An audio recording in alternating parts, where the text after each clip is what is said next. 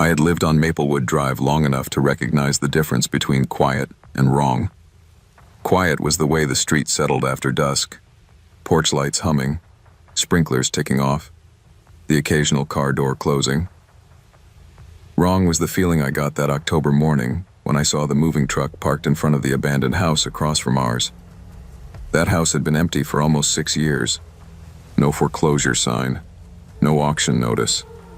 The previous owners, the Larkins, had left in the middle of the night. At least that's what people said. Lights off, cars gone, food still in the fridge when the bank finally sent someone out. After that, the place became a blank spot on the block. No kids dared each other to ring the bell. Even teenagers avoided it. So when the truck showed up, I remember standing at my kitchen window with my coffee cooling in my hand, watching 2 men haul crates up the walkway. Big crates, wood, reinforced corners, no markings. My wife, Dana, came up behind me and said, "Tell me you're seeing that too." "I am," I said. "Guess it's not a ghost house anymore." She didn't laugh. The man who moved in introduced himself exactly once. A few days later, he rang our doorbell just after sunset. When I opened it, he stood perfectly straight, hands clasped in front of him, like he'd practiced the posture.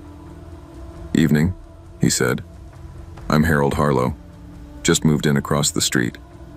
He didn't offer a handshake, didn't smile. "Mark Collins," I said.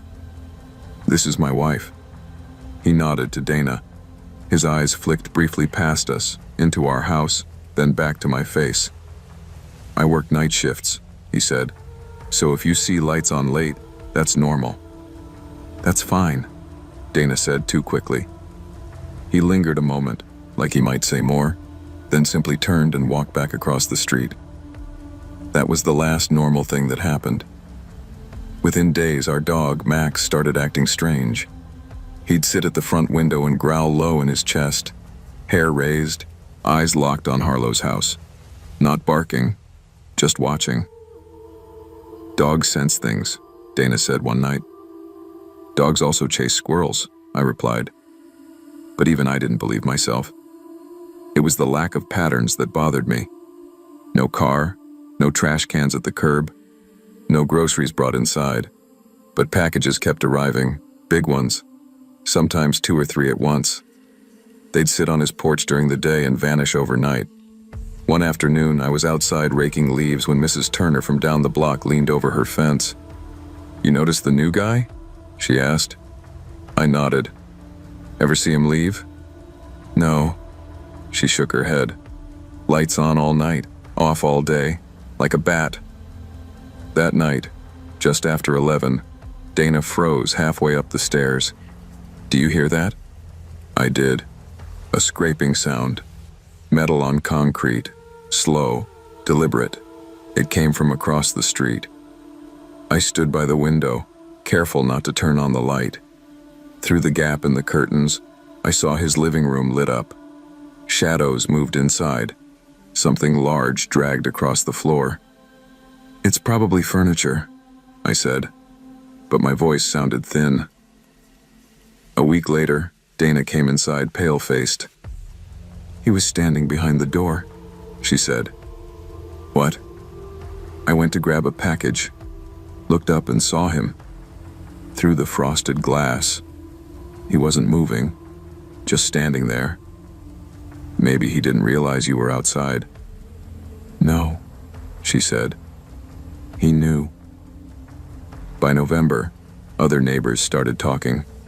Security footage, late-night pacing, standing at the edge of driveways, staring at houses, not randomly, but methodically. Our daughter Emma stopped walking home alone. "He watches me," she said one night at dinner. Dana and I exchanged a look. "From where?" I asked. "The upstairs window," Emma said. "Every day around 5. Maybe he's just..." "He waved," she said. I waited. And? He didn't stop. The basketball showed up on our porch 2 days later. It belonged to the Morales kid next door. He'd kicked it over Harlow's fence during a game and bolted like he'd trespassed on a graveyard. That night, around midnight, Max growled. I opened the door. The ball sat dead center on our porch. Clean, dry, wrapped with twine. Dana covered her mouth. I'm calling the police, she said. They came the next day. Knocked. No answer. Left a card. More calls followed. Welfare checks. Nothing. December came with cold rain and shorter days. Then one afternoon, squad cars blocked the street. Officers went inside Harlow's house. They stayed for hours. When they finally emerged, one of them asked if anyone had a ladder. That night, an officer knocked on our door. Sir, he said, we found something you should know. The house was empty. Completely. No furniture, no crates, no signs of life. Except the basement. The walls were covered in sketches, pencil drawings, every house on the block, accurate down to siding cracks and mailbox dents. Certain windows were circled in red, ours included. He wasn't planning burglary, the officer said quietly. This was surveillance. Where is he? I asked. They didn't know. We moved 6 months later. Emma sleeps with her curtains closed now. So do we. Sometimes when I wake up at night, I swear I hear scraping. But it's just the house settling. I hope. Strange behavior isn't harmless just because it hasn't acted yet. Trust instincts.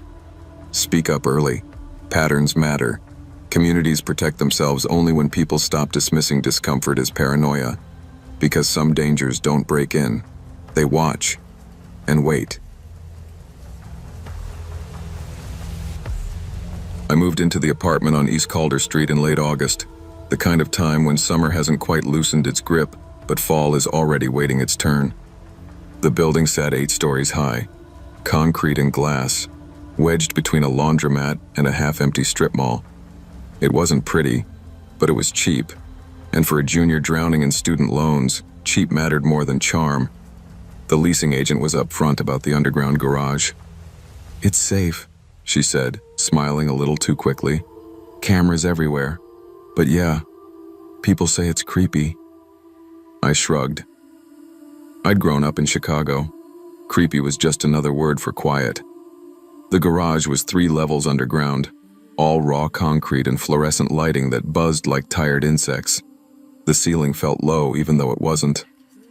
Sound traveled strangely there. Footsteps stretched too long. Car doors slammed twice. My parking spot was near a pillar close to the elevator, which I liked. Less walking, less time alone. The first week passed uneventfully. Classes, late nights at the library, instant noodles for dinner.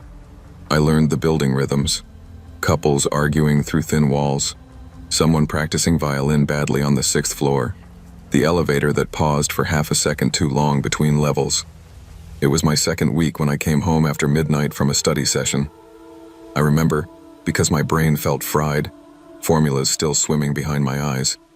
I pulled into the garage, tires humming against the concrete ramp, and slowed as I approached my spot. That's when I saw her. She stood between 2 parked cars near my space, facing away from me.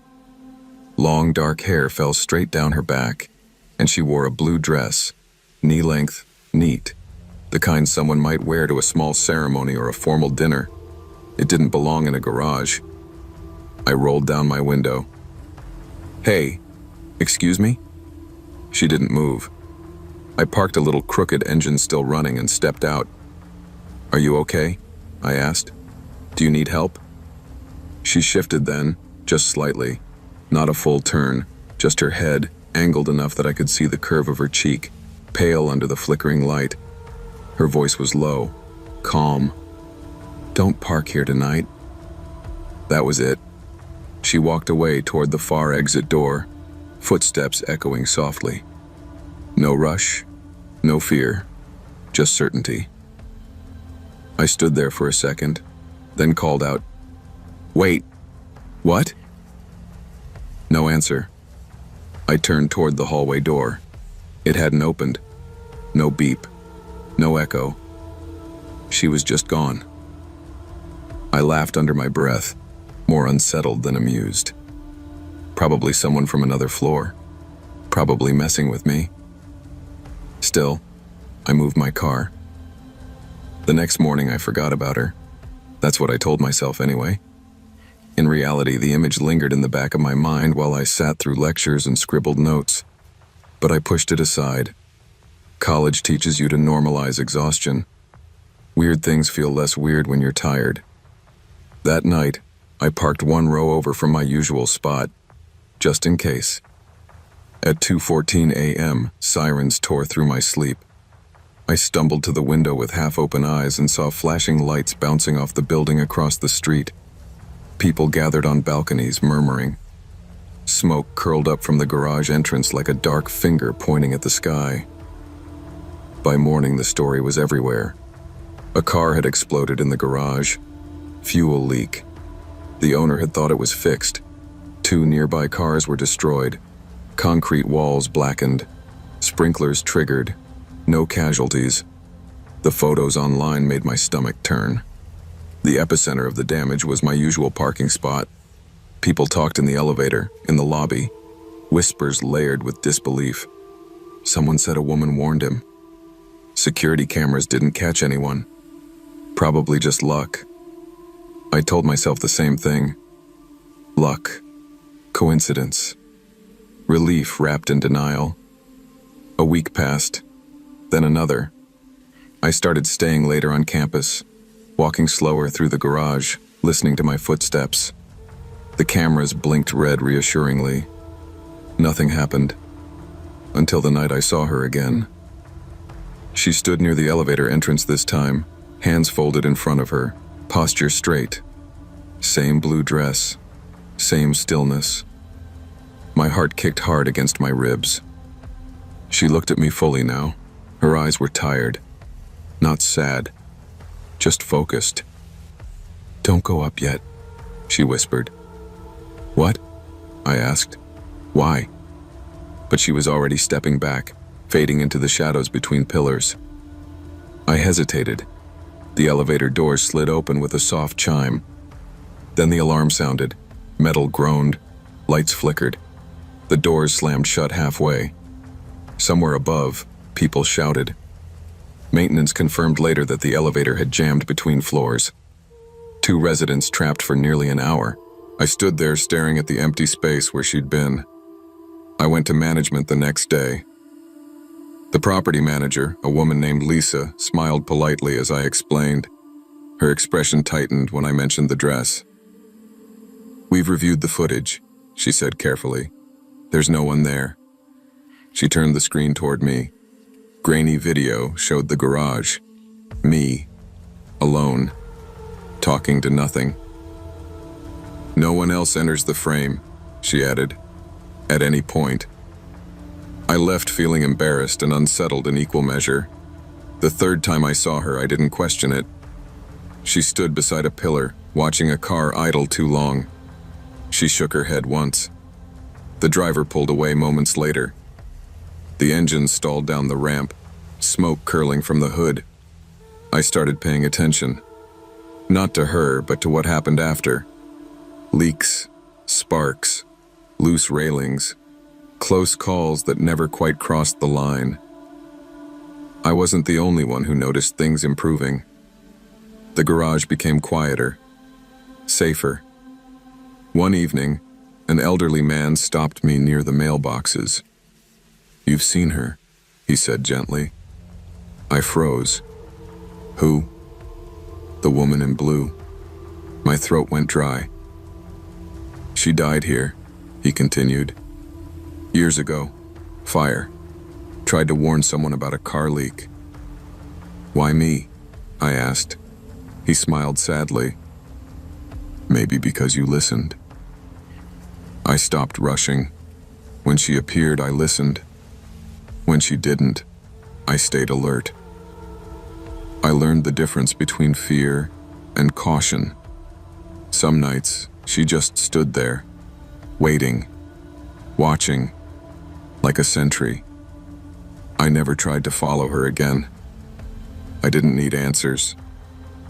Graduation came, then summer. On my last night in the apartment, I parked one final time. She stood by the elevator. She nodded. That was all. I moved out the next morning. But sometimes, when I park in other garages, I pause before stepping out, just in case someone needs time. Warnings don't always come loudly, and protection doesn't always look dramatic. Paying attention, slowing down, and respecting quiet intuition can save lives. Sometimes your own, sometimes someone else's. Not every guardian wears a uniform, and not every danger announces itself. The choice to listen can make all the difference. My name is Olivia Finch. I've lived at 212 Maple Lane for 15 years. It's the kind of quiet, tree-lined street where nothing much happens, which is exactly how I like it. The only blight on the block was the house next door, 214. Old man Hargrove died there a decade ago, and the place fell into a slow, sad decay. It sat empty, windows boarded, lawn a jungle. For years, it was just me and the raccoons. So, when the sold sign went up last spring, I was thrilled. The prospect of neighbors, normal, living neighbors, felt like a blessing. When the moving truck finally arrived, I did what any good neighbor would do. I baked blueberry muffins. The family was young. The father, Mark, had a firm handshake and a smile that didn't quite reach his tired eyes. The mother, Sarah, was painfully thin, her movements quick and bird-like. Their daughter, Lily, was about 7, with serious dark eyes and 2 neat braids. She clung to her mother's leg. "Welcome to the neighborhood," I said, handing over the basket. "Thank you.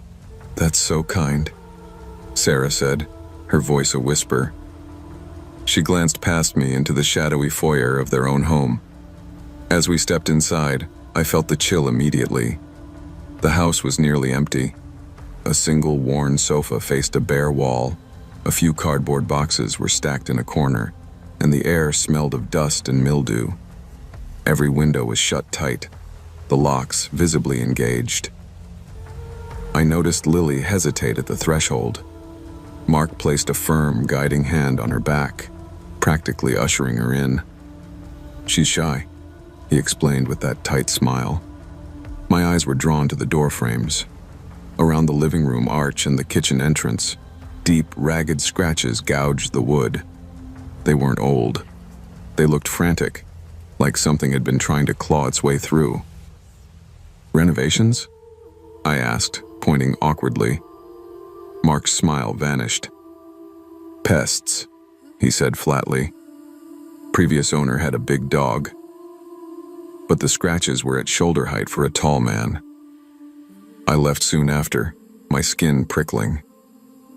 That night, taking my terrier, Gus, out for his last walk, I glanced up at 214.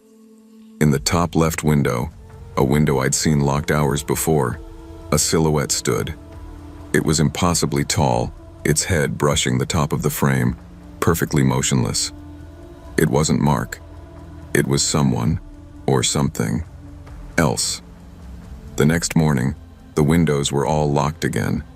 The family settled into a bizarre, silent routine. Mark left for work at the same time, but moved like a man walking through a minefield, constantly glancing over his shoulder. Sarah rarely emerged. When she did, to collect the mail or water a single pathetic potted plant, her eyes were hollow, darting toward the house as if expecting an attack. Lily was a ghost in her own yard. She'd swing on the rusted swing set, but her movements were listless, her eyes always fixed on her back door. I tried to be friendly, waving, offering to have Lily over to play. My offers were met with polite, panicked refusals. "She's not feeling social," Sarah would say, pulling her daughter close. One evening, a week after they moved in, a storm rolled in. The wind howled, and the old bones of 214 groaned. I was reading in my living room when Gus began to growl, low and steady, at the wall we shared with them. Thump. A heavy, singular impact shook the pictures on my wall. Then another. Thump. It was coming from their basement. I froze, my book forgotten. It wasn't the sound of a box falling. It was the sound of something striking solid wood with purpose. It stopped as abruptly as it started. 10 minutes later, through the sheeting rain, I saw Mark hurry out the back door with a large, heavy-looking black bag. He threw it into his car trunk and sped away. He returned an hour later, empty-handed. He stood in the driveway for a long time, just staring at his house in the rain, before squaring his shoulders and going back inside, like a soldier returning to a trench. The incident that changed everything happened on a Tuesday. A crisp, cold autumn night. I was taking out the recycling when I saw a small, pale shape on my porch. It was Lily. She stood barefoot on the cold concrete in thin pajamas, shivering violently. Her face was streaked with tears. "Lily, honey, what's wrong?" I rushed toward her. She flinched but didn't run. Her voice was the faintest whisper, swallowed by the night. "Please don't tell my dad I came here." "Why not? Are you hurt?" She shook her head, her braids swinging. Her eyes were huge with a fear no child should know. "He'll think it followed me." Before I could process her words, the front door of 214 flew open. Mark sprinted across the lawn, his face a mask of pure terror. He didn't yell. He scooped Lily up, holding her so tightly she gasped. "I'm so sorry, Olivia," he babbled, backing away. "She sleepwalks. She shouldn't have bothered you." "Mark, she's freezing. She said something about—" "She has nightmares," he interrupted, his voice cracking. "Just bad dreams. Thank you. Good night." He practically ran back inside, clutching his daughter. The door slammed shut, and I heard the distinct sound of multiple locks engaging. I stood frozen on my porch, Lily's whispered words echoing. "He'll think it followed me." 2 nights later, the sounds began in earnest. I was in bed when the first heavy thud echoed through the wall, then another. It was a footstep, but massive, ponderous, as if something huge and weighty was pacing in their living room. Thud, drag, thud, drag. Gus whined, burrowing under the covers. My heart hammered against my ribs. Then I heard Mark's voice, shrill with desperation. "No! Stay downstairs! You stay in the basement!" A guttural, grating sound answered him. Not words, but a vibration that made my teeth ache. The heavy footsteps descended. I heard the basement door slam. Then, silence. For an hour, I debated. This wasn't a marital dispute. This was something else. Finally, fear for that little girl overrode my reluctance to intrude. I called the police. I told them I believed my neighbors were in danger, that I heard violent threats and strange movements. The police arrived 20 minutes later, their cruiser lights painting the quiet street in flashes of blue and red. They knocked on 214's door. No answer. They circled the house, shining flashlights. One officer tried the front door. It was unlocked. They went in. I watched from my window, clutching Gus. 5 minutes later, an officer came to my door. His face was grim. "Ma'am, the house is empty. No one is here." "That's impossible. Their cars are gone?" "Gone. And so is all their furniture, their belongings. Everything. It looks like they left in one hell of a hurry." I insisted on seeing. The officer, perhaps seeing my genuine shock, let me stand in the doorway of 214. The emptiness was absolute. The single couch, the boxes, the potted plant, all gone. Every window in the house was cranked wide open, curtains flapping in the night breeze, as if trying to air out a terrible smell. The door to the basement was not just open. It was off its hinges, leaning against the wall. The wood around the lock was splintered outward. "We're not going down there without backup," the officer said, shining his light down the stairs. The beam illuminated the concrete floor. There, In the thick dust were footprints. Large, bare, human-like footprints. They led from the bottom of the stairs across the floor to the far wall. And in that wall, behind where an old water heater had been pulled aside, was a jagged, dark hole. The cinder blocks had been broken inward, creating a passage just big enough for a large man to crawl through. The hole didn't lead outside. It led into the pitch-black space under the addition built onto the house decades ago, a sealed, forgotten crawl space. The police investigated. The family, Mark, Sarah, and Lily, were never found. No missing person report was ever filed by anyone else. It was as if they had never existed. The house is abandoned again, boarded up by the bank. The for sale sign is back, but it'll never sell. Sometimes, on the stillest nights, Gus still growls at the wall. And sometimes, I swear I see it. A tall, thin silhouette in the upstairs window, standing perfectly still, looking out at the world. Or looking at my house, waiting for the next family naive enough to think they're just buying a fixer-upper, and not a home that comes with a permanent hungry guest. The most dangerous prisons are not made of stone and lock, but of silence and fear. When something feels profoundly wrong, it is a warning to be heeded, not a curiosity to be ignored. Turning away from the suffering of others, even when clothed in the guise of not wanting to intrude, can make us complicit in their captivity. True neighborliness is not just about welcome muffins. It is the courage to see clearly, to ask hard questions, and to act when the whispers of distress cut through the quiet of a seemingly peaceful night. My name is Nina Reyes. I moved into the Parkview Terrace apartments in April, chasing a promotion and a fresh start. After 3 years in a crumbling walk-up with paper-thin walls, Parkview felt like a sanctuary. It was a solid red brick building with a tidy lobby and quiet hallways that smelled of lemon polish and quiet living. I met my neighbors quickly. Mrs. Gable in 3A brought me a pecan pie, her hands fluttering as she told me about the building's wonderful spirit. The couple in 2C, Ben and Shay, invited me for drinks. Everyone was friendly, talkative, normal. It was everything I'd wanted, except for the man in 3B. His door, directly opposite mine, was always slightly open, not welcomingly ajar, but cracked by 2 stubborn inches. It became my daily mystery. Sometimes, I'd glimpse the scuffed toe of a work boot, motionless on the floor just inside. Other times, I'd see the faint, dark suggestion of a shape standing back in the gloom, a silent sentinel. The first time I heard the click, I was locking my own door. It was a soft, metallic snick from across the hall. I turned, my heart jumping. The sliver of darkness in 3B's doorway seemed to stare back.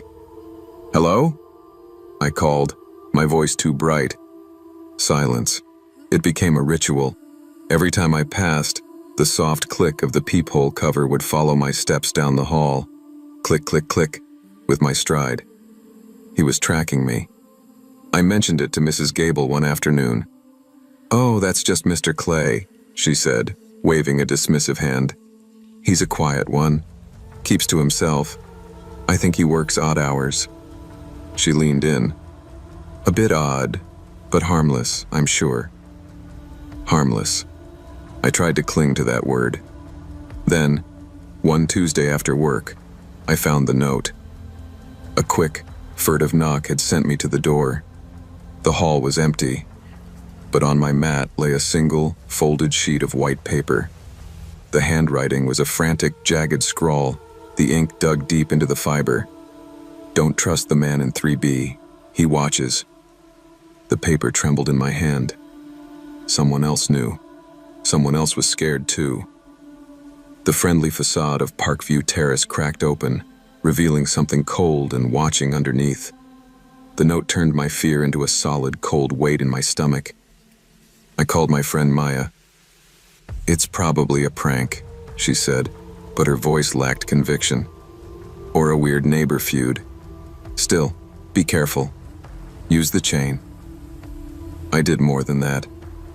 I bought a rubber doorstop and jammed it under the knob. That night, every creak of the old building was a footstep. Every whisper of the air conditioner was a breath. Then, around 2 a.m., I heard the real thing. Thud, thud, thud. Slow, heavy footsteps. They stopped right outside my door. I froze. The sheets clutched in my fists. I heard the subtle groan of the floorboard as weight settled against the wood. Then, the low, slow sound of breathing. A deliberate, audible exhale that seeped under the door. My own breath hitched. I was too terrified to move. Tap, tap, tap. 3 gentle, probing taps on the door. Not at knob height, but lower, as if someone was crouching there, testing the strength of the wood.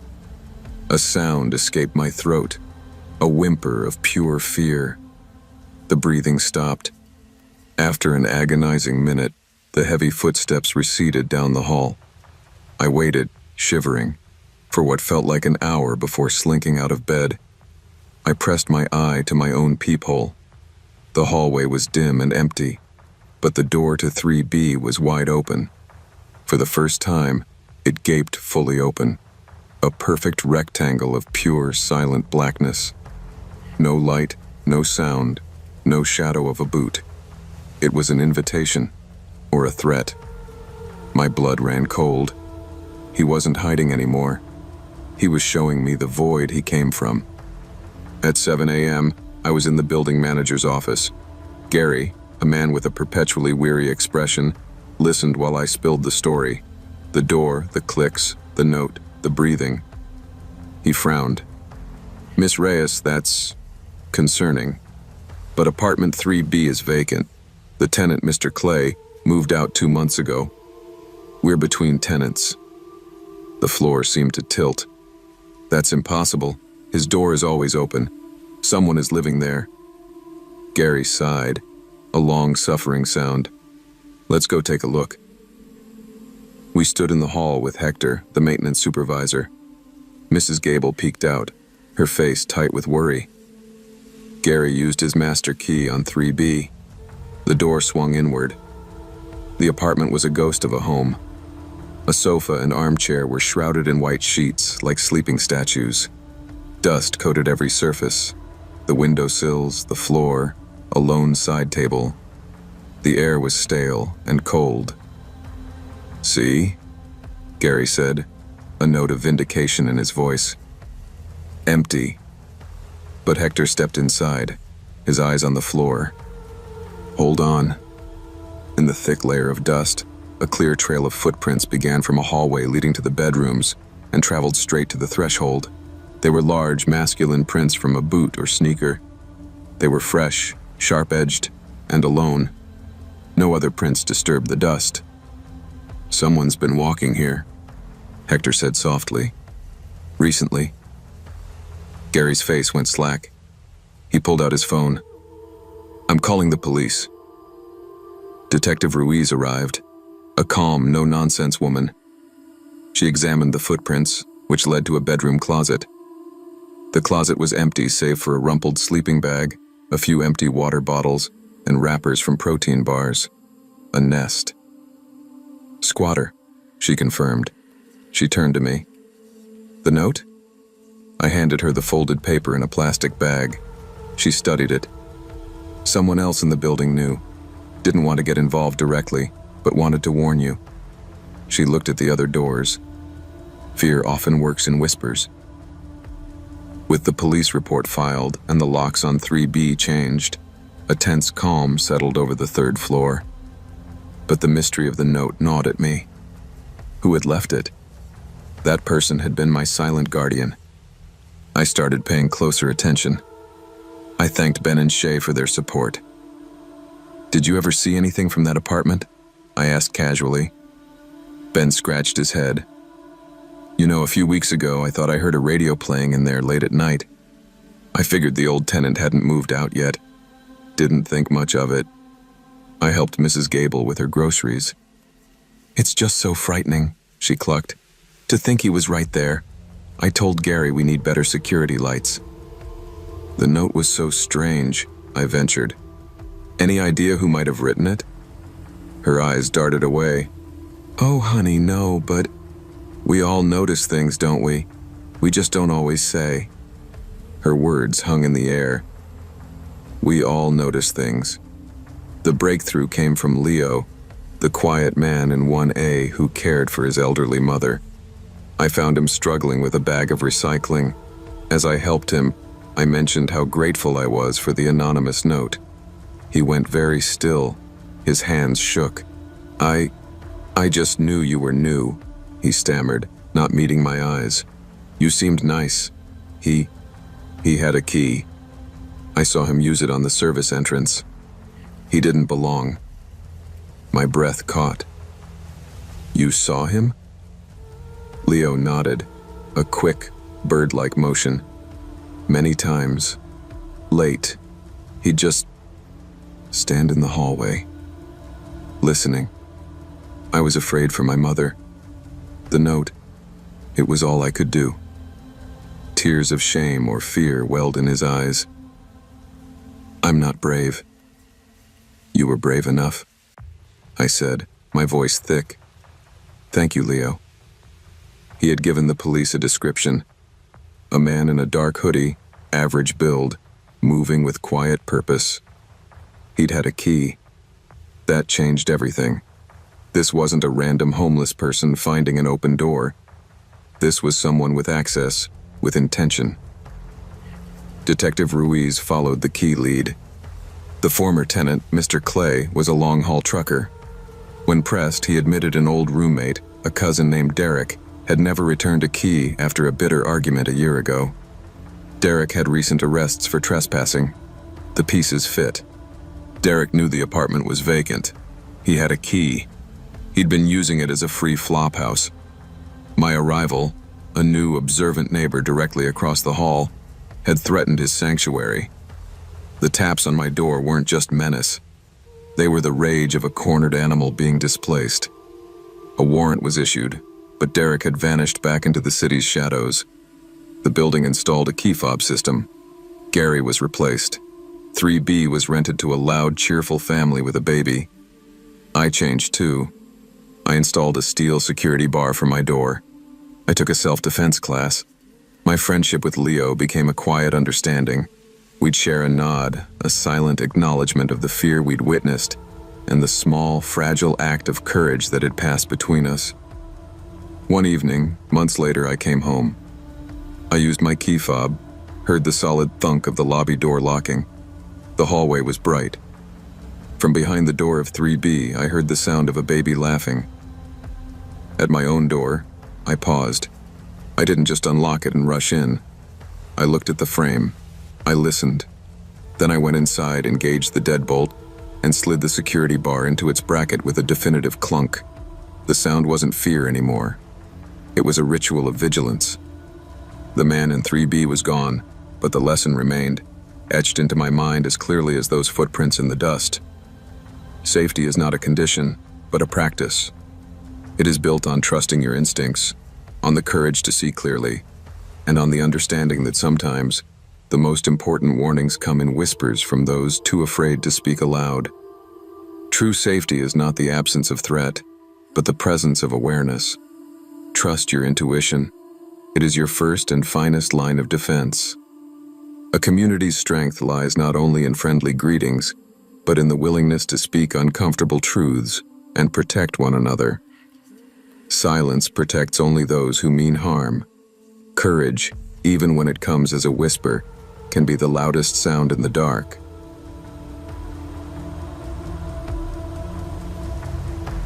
I bought the house because I wanted quiet. After the divorce, after the noise of lawyers and paperwork and people telling me what I should feel, I wanted space that didn't ask questions. The farmhouse sat on 5 acres of land outside of Pine Hollow, the kind of rural town that existed mostly as a name on a map and a blinking caution light. No street lamps, no sidewalks, Just trees, fences, and long stretches of road where you could drive for 10 minutes without seeing another set of headlights. The realtor warned me about winter. "Storms roll through hard out here," she said, tapping the clipboard against her palm. "Power lines go down, roads close. You gotta be comfortable being alone." I told her I was, and most of the time, I was telling the truth. January came in sharp and early that year. Snow fell in thick, dry sheets that swallowed sound and erased landmarks. When the blizzard warning came through on the radio, I stocked up on firewood, charged my phone, filled the bathtub with water.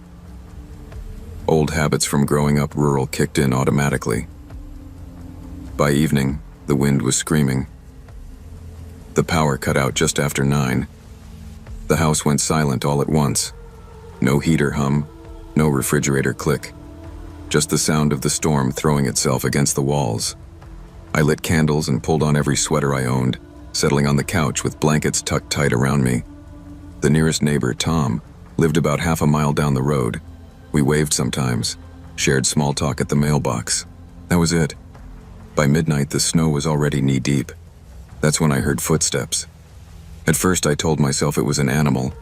Deer pass through the property sometimes. Coyotes, too. You get used to unfamiliar noises when you live far from people. But these footsteps weren't erratic or light. They crunched, slow, measured, heavy enough to compress the snow completely. They moved along the side of the house. I sat up straighter, every nerve in my body pulling tight. The wind rattled the windows, but the sound underneath it stayed steady. Someone, or something, was walking close. Too close. Then came the scraping, a soft, deliberate drag against the siding. Not random, not hurried. I stood and moved toward the living room window, my heart thudding so hard I could hear it in my ears. I lifted the corner of the curtain just enough to look out. At first, there was nothing but blowing white. Then I saw him. A tall figure stood at the edge of the trees, half swallowed by shadow. Heavy coat. Hood pulled low. He wasn't moving. Just watching the house. Watching me. I dropped below the sill so fast my knees hit the floor. My hands shook uncontrollably, my breath coming in shallow pulls. I counted silently. 10, 20, 30. When I looked again, he was gone. Relief barely had time to settle before I saw movement closer to the house. He stood beside my car now. He placed one hand on the hood, pressing down just enough to leave a perfect handprint in the frost. Then he stepped back, retreating into the dark like he'd never been there at all. I grabbed my phone and dialed 911. No connection.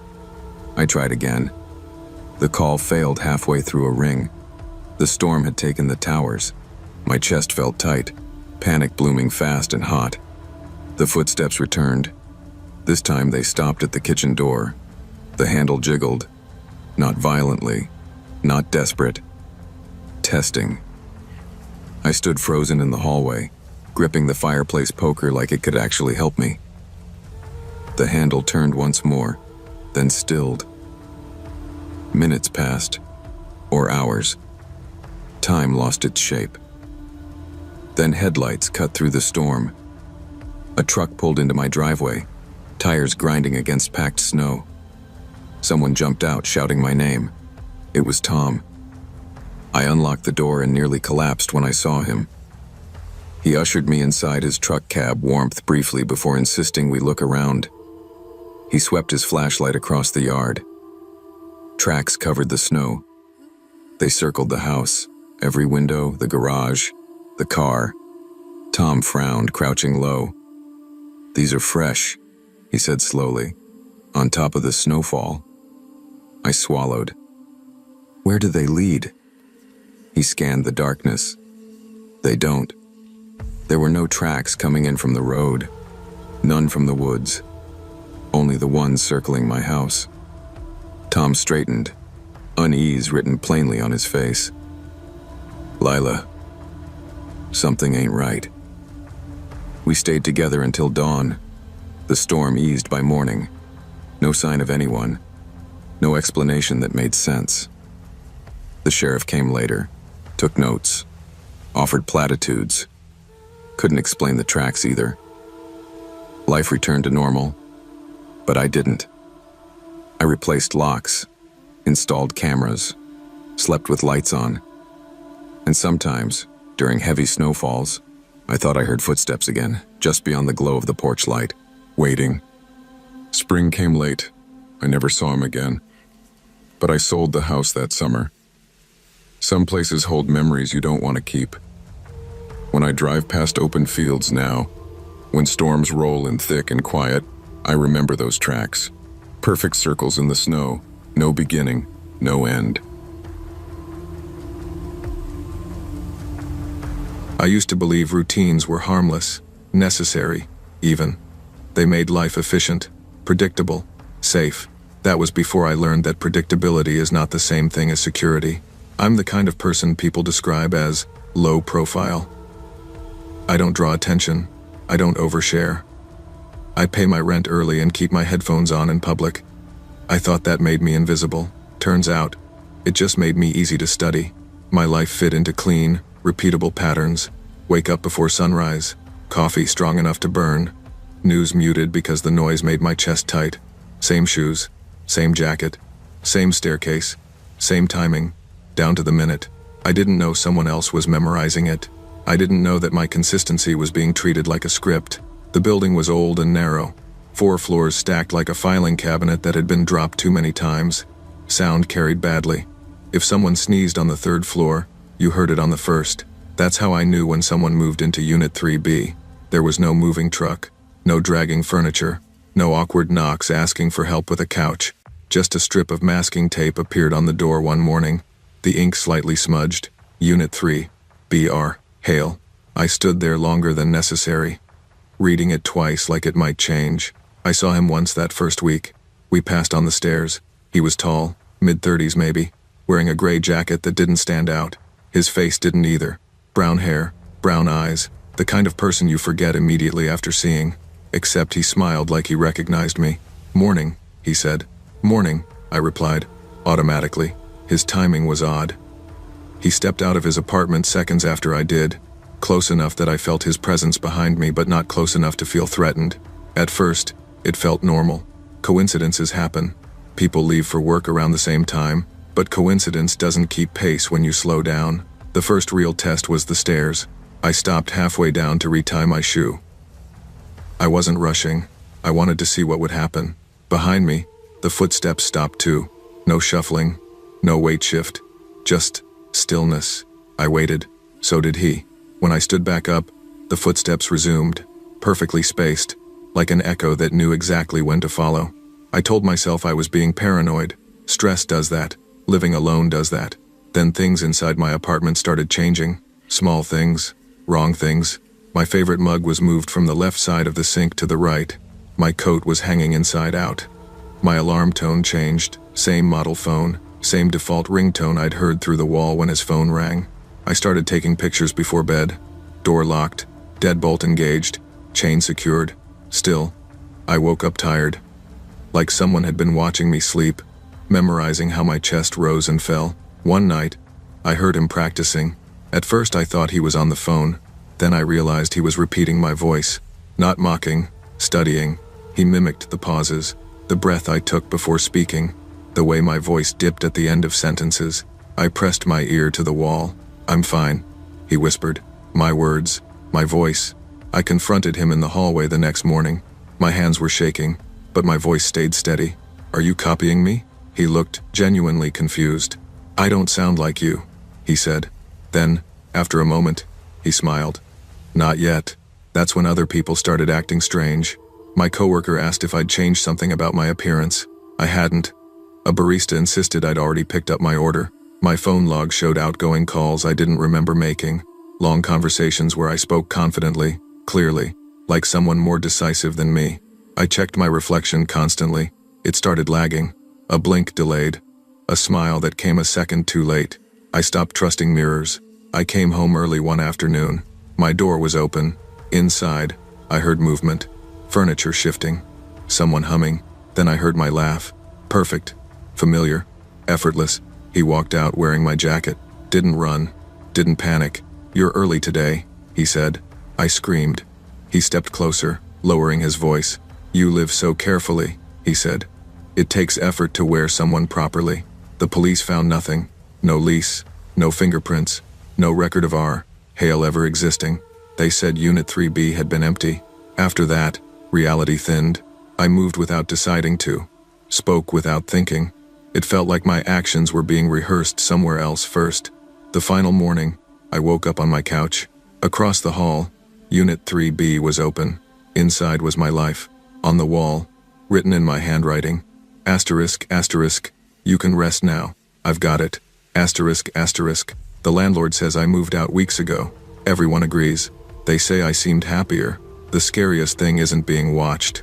It's being understood so completely that someone else can step into your life and no one notices the difference. Routines create comfort, but unchecked, they also create vulnerability.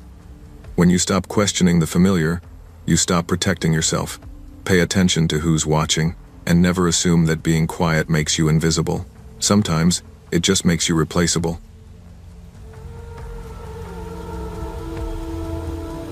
I used to think time moved forward in clean lines. One day followed another. Cause led to effect. If something happened, there was always a reason you could point to, even if it was uncomfortable. I don't believe that anymore. Somewhere along the way, my days started slipping. Not dramatically at first, just enough to make me feel tired in a way sleep didn't fix. Like I was always arriving late to my own life. I lived alone because I liked the quiet, because I needed control over my space. Same grocery store, same walking route, same hours. I thought that made things simpler. I didn't know I was being measured against a future version of myself. The calendar was the first thing that felt wrong. It was taped inside my kitchen cabinet, right above the coffee mugs, yellowed paper, old wire binding, the kind you'd expect to see in a garage or basement, not a rental unit that had been repainted twice in 10 years. A date was circled in red. Tomorrow. I assumed it belonged to a previous tenant. People leave strange things behind. Notes, nails in walls, scratches on doors you don't want to ask about. I left it there. That night, I heard footsteps. They came from the wall I shared with the vacant unit next door. Slow pacing, back and forth, heavy enough to feel intentional. When I pressed my ear to the wall, the sound stopped immediately. Like it knew. The landlord had told me the unit was empty. No power, no water, no repairs finished. I reminded myself of that as I went to bed. At 2:13 a.m., I heard knocking, not on my door, on the wall. 3 taps, a pause, 3 more. I stayed silent. The knocking continued until my hands went numb. The next morning, there was a note under my door. "Sorry, wrong night." After that, my days stopped lining up properly. I woke up already exhausted. I found dishes in the sink I didn't remember using. My phone battery drained overnight with apps open I hadn't touched. One voicemail stopped me cold. My voice whispered, asterisk, "He's listening now." Asterisk. Timestamp. Tomorrow. I finally saw him on a Tuesday afternoon. The door to the vacant unit creaked open as I carried groceries inside. A man stood there, thin, pale, eyes too alert.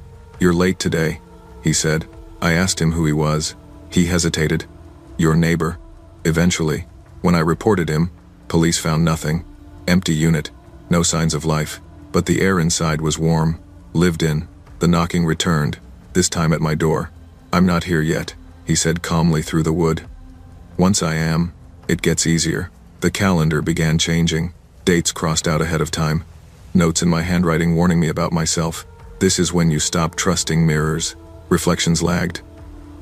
I saw him behind me before he was physically there.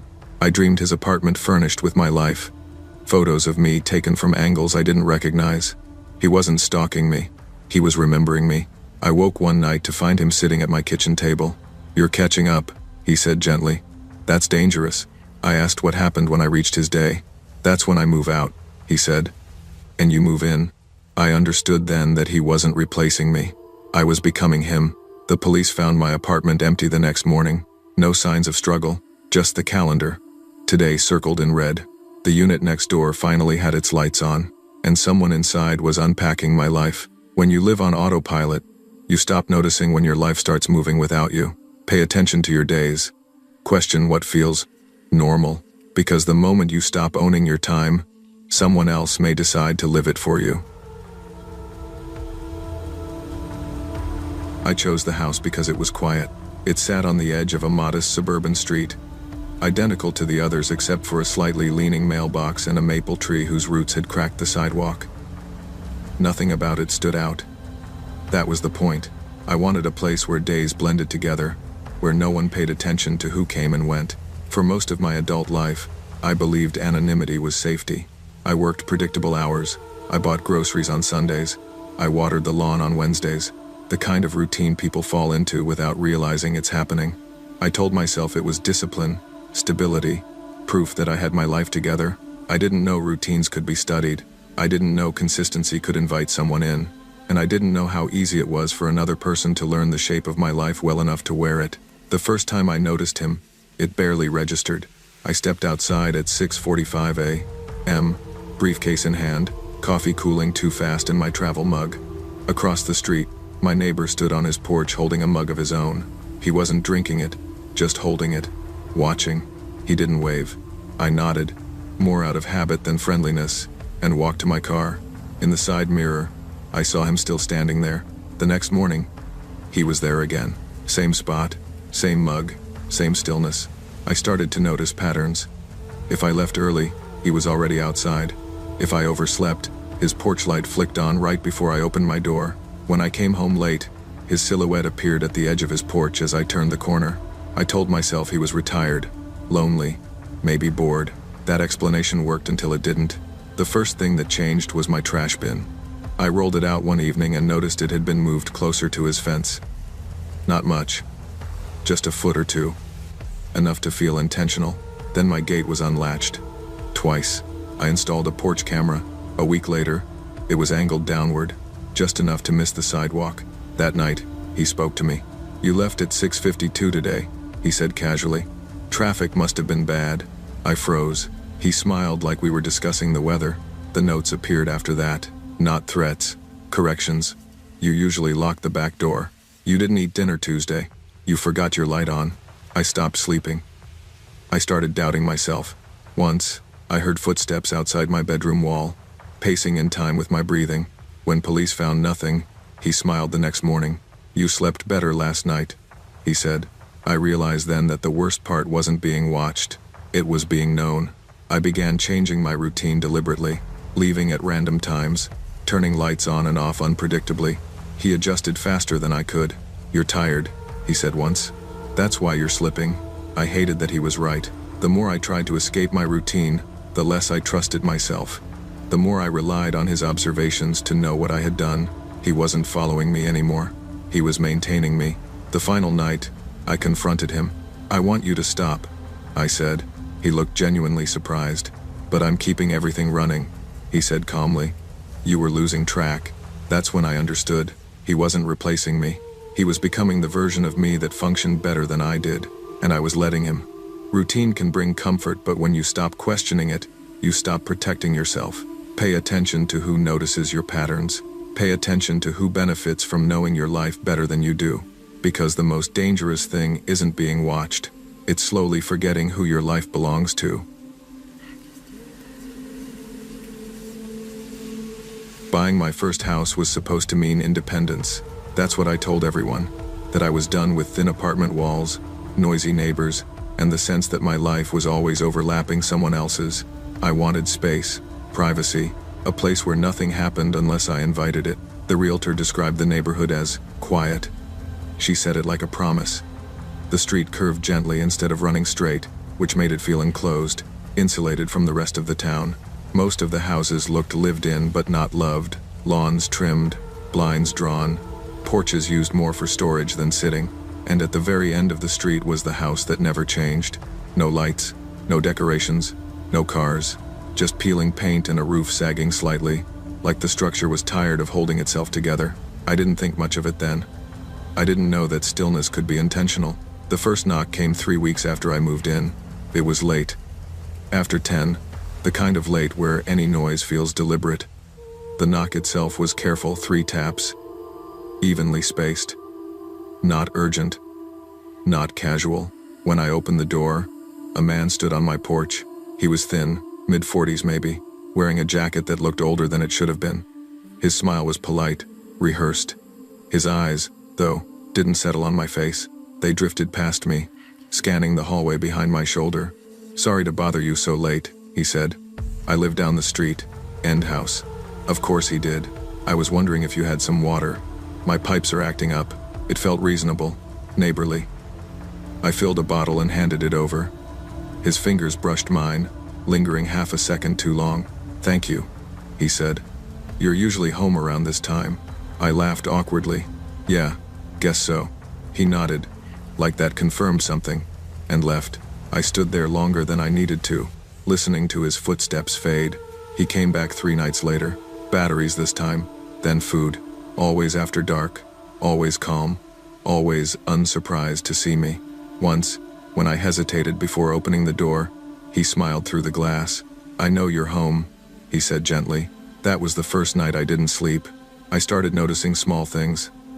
My trash cans shifted closer to the street. A porch light turned off that I didn't remember switching. Doors that closed too easily or resisted just slightly when they hadn't before. When I stopped answering the door, he knocked anyway. Sometimes he waited. Sometimes he whispered my name through the wood, slow and patient, like he wasn't worried about being heard. The worst part wasn't the knocking, it was how he knew things. "You had a headache today," he said once through the door. "You kept the lights off longer." I asked him how he knew that. There was a pause. "You forget how visible routines are," he said. I installed cameras. They caught nothing. No movement, no one approaching, but I still found evidence of adjustment. My life nudged, rearranged. I began questioning my own memory, whether I was locking doors, turning off lights, taking out trash. The sense of being watched didn't spike. It settled. The final knock was frantic. "There's a leak," he said. "Something dangerous." Against every instinct I followed him. His house was hollow, cold, empty of any sign of living. No furniture, no warmth. In the basement, the walls were carved with deep grooves overlapping marks, some fresh, some worn smooth by repetition.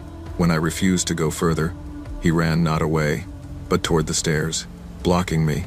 He hesitated, and that hesitation saved me. Police found nothing. No records, no fingerprints, no sign anyone lived there. The house at the end of the street remains unchanged. Sometimes I still hear knocking. Sometimes I still feel like something already knows when I'm home. What haunts me isn't the chase. It's realizing the fear started long before I noticed it. Safety isn't just about locked doors and quiet neighborhoods. It's about paying attention to patterns, especially when someone else seems to know them better than you do. Because the most dangerous intrusion isn't forceful, it's familiar.